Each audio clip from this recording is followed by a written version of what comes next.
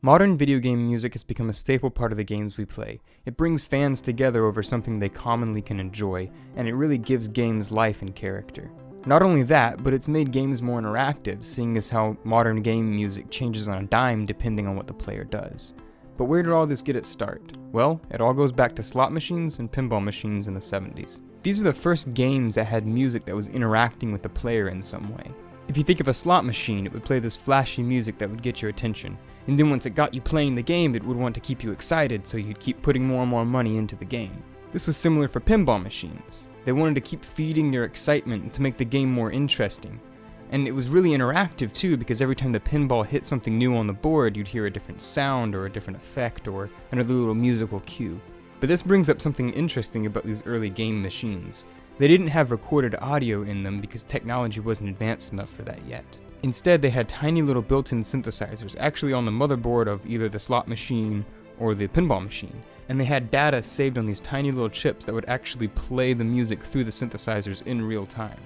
So as you can imagine, writing music for pinball machines and slot machines was a very specialized job. Not many people could do it, because there was such a technical side to it.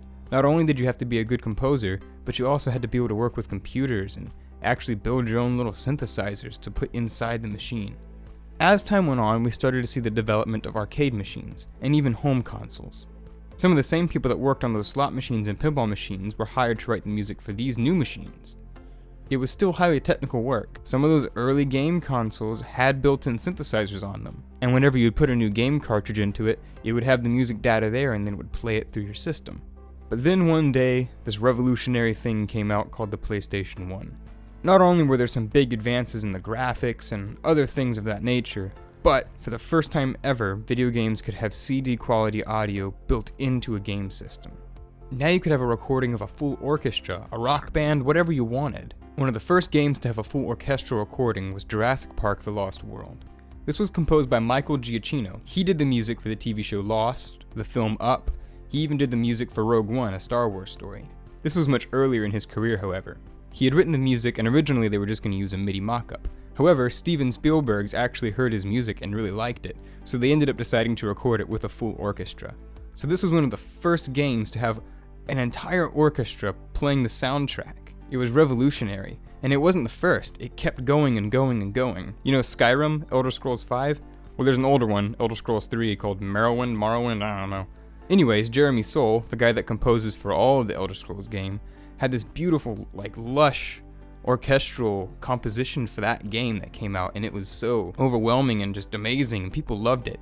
And this kept happening and happening and happening, and things kept on advancing. From there, we just got better consoles that could have more memory, that could do more with the music, that could do more with the games in general. And now we have people playing on PCs that are like powerhouses. So then you have games like World of Warcraft that has like almost 100 hours of music. That might be an exaggeration, don't quote me. But the point is there's so much you can do now. Now games can change within real time. There's these things called middleware, which allows composers to create interactive music that can just be embedded straight into a game's code. And so now music actually changes with what the player does, sort of like it did back with the pinball machines, but now with a full orchestra, and it's even more detailed and can be more precise with what it does. Overall, video game music has a really interesting and rich history.